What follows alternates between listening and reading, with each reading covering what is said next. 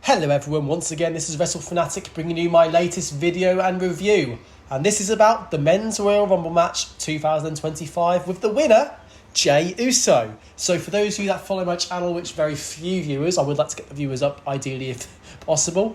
I did a prediction video saying Jey Uso would win it, or I would like him to win it, and why, with some storylines of down the line of what is to come. So those of you that haven't watched the video yet, please do, because I hopefully I'm onto something with regards to the storylines and stuff, predictions and outcomes. They may not happen, but it's just ideas I have. But I'm also going to review the Royal Rumble match in general. I really like what they did at the start, with Rey Mysterio and Penta being number one and number two. A great way, again, of showcasing Penta, the newcomer to the business. I thought it was brilliant how they managed to bring the fans up with their Lucha Libre style wrestling. Chad Gable coming in at number 3, adapting to that Lucha style, and also showing off what he can do as well. Props to Chad Gable. He's been on a roll recently, showcasing what he can do. Even though he's putting guys over, he's doing it in tremendous fashion. I do like Gable with that.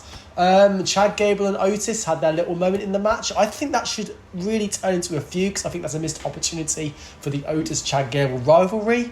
It could even be for the case of that the winner gets rights to the name of Alpha Academy. I know, or the Academy. I don't know what Otis and Cesaro have called their tag team. I can't remember. That might be it.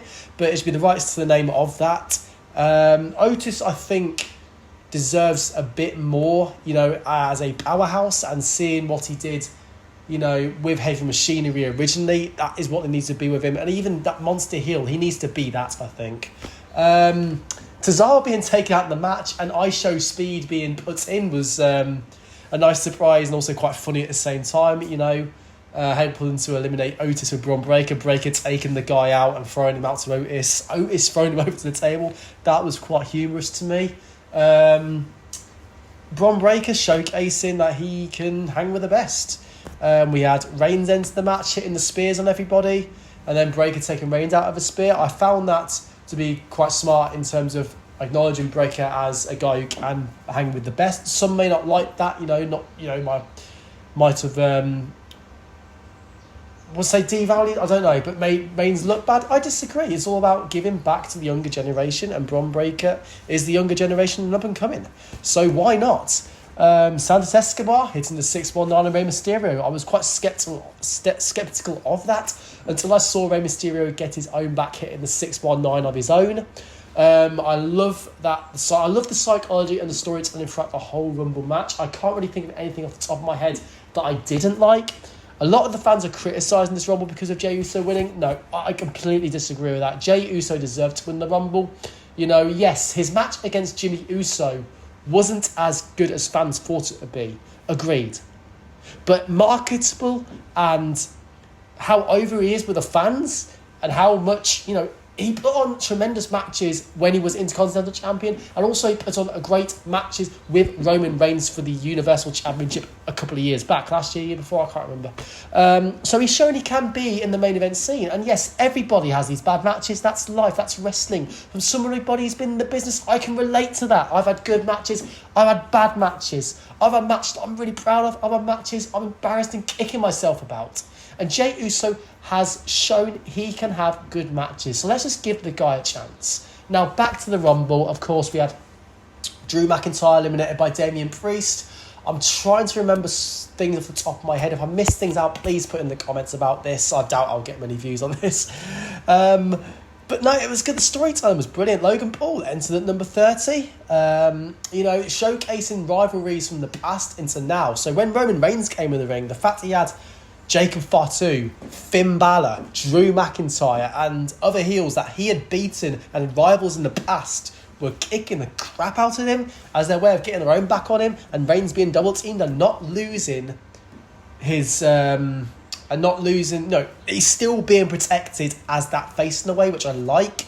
I never like it when you have this monster heel or monster villain, monster whatever, being face and then getting beat easily like Great Khali did or Mark Henry did many years back. I never liked that. So they need to protect Reigns as that tribal chief, final level boss figure that I mentioned in previous videos about him before, because that is what I see Reigns as currently. And The way he carried himself on the way to the ring when he came out, I thought it was brilliant, taking his time, letting the fans soak in what happened. One thing I will criticise about the Rumble, I found the entrances, the countdowns to be quite too fast, way too fast. So as soon as John Cena came in the ring, hit one move, stared Reigns down, then Punk comes out, took his time, then Rollins comes out. I found that very, very, a bit too quick for my liking. There probably is reasons behind it, but I didn't quite like that. That's the only thing I can criticise about the Rumble this year. Of course, we had CM Punk eliminated Seth Rollins and Roman Reigns. Seth Rollins snapped, attacked Roman Reigns, 2 curb stomps, one on the steel steps. Heyman getting in Rollins' face. Rollins giving Heyman the finger, curb stomping Reigns again before going back to Punk and Rollins having that brawl. I like how they're keeping the storyline going, because we all remember just how peed off Rollins was when Punk came back. Good. They're keeping that story going, keeping the ball going. Brilliant. That is a match I'd love to see at WrestleMania. Brilliant. So it's a good chance to reignite feuds and start new feuds in the Rumble, I believe. You know, Jacob Fatu, can I just say, back to now, Jacob Fatu was in the match as well. Jacob Fatu looked like a monster. That match, the Royal Rumble match with Jacob Fatu, that is how we get Jacob Fatu over, taking out guy after guy after guy after guy and coming across as a badass and still not showing any signs of weakness or any signs of his character being killed at all. That is what Jacob Fatu needs to be. And Jacob Fatu could be a main eventer down the line, and he will be. He's 32 years old. And, you know, he is the heel I believe Rikishi should have been back when he ran Stone Cold over. He is that Umaga Rikishi hybrid, in my opinion. The way he moves, the way he carries himself and talks, his moveset. That is how Rikishi should have been back in the Attitude Era as a heel.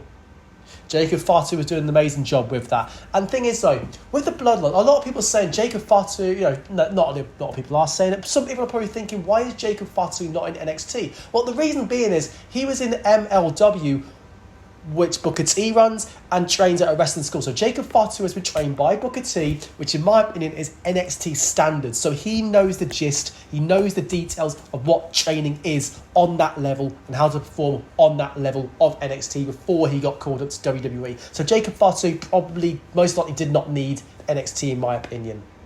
Now back to the Rumble, we of course had Logan Paul in at number 30 getting eliminated. The final 3, John Cena, Jey Uso and Logan Paul, brilliant, happy with that. And then you had John Cena and Jey Uso as the last 2. Now, a lot of people behind Cena, brilliant. People behind Jey, brilliant. Face against face, because nobody likes it when they see a hero who's lesser than the other hero, if that makes sense. So there are no boos during the trade-offs. There's the yeet, yay, yeet, yay, yeet, yay. Nice, brilliant. And of course, John Cena going for the attitude adjustment while he's on the apron on Jey Uso, stood behind, pushing Cena off. Cena, now the storytelling at the very end meant everything, and that was a vital shot of John Cena's face as he got eliminated, because that is the storytelling in the Rumble, and that is the storytelling that WWE has always been consistent with. Your facial expression says it all. For the cameras and for the audience to see on the Tron of the screen and at home, John Cena's face in disbelief as he missed out on his last ever Royal Rumble to win and become a 17-time world champion. Now, this doesn't mean John Cena's story is over yet, because he's still got another 11 odd months, how many of it he's got left, to win his 17th title. But this was a bit of a blow for him, because that's one chance gone and very few left now on his retirement tour. But Jey Uso still got a massive pop in the cheer when he won. That's what I like to see in here. Because there's nothing terrible than when you invest in a superstar to win the Rumble and they get booed out of the building, because it's happened in the past. I'm glad that the fans are behind Jey Uso. For those that are criticising Jey Uso winning the Rumble, yes, you have your opinions, but at the end of the day, I think people would have been dissatisfied if Cena had won. People wouldn't have liked it if Punk had won, or if Logan Paul had won. Obviously, nobody would have liked it if Logan Paul won. That would have been pointless, no offence to Logan Paul. But they need a fresh face and a new face to carry the WWE at this point, and Jey Uso is one of those new faces, in my opinion. You know, and he's done a tremendous job as a single superstar, and this is how we solidify him as the main event, which should not just be a title, but now an actual an actual name. He is main event Jey Uso because he is main event because he is the Universal Champion, Undisputed Champion. Sorry, if he asks to that. If he chooses to choose Cody at Mania, or he could be World Heavyweight Champion if he chooses Gunther. Preferably, I would rather him go for the Undisputed Championship at Cody, unless Cody loses that line, which I've done another video about, which you guys need to just check out. But that is my opinion on the Royal Rumble 2025. I found myself being a bit more critical in this video, which I think I need to do more of. But yeah, that's my opinion on the Rumble review. And please drop a comment, like, subscribe, share the channel, please, because I need views, I need subscribers, I need content. If I get subscribers, I will put any money I raised in ads to better graphics and quality, whatever.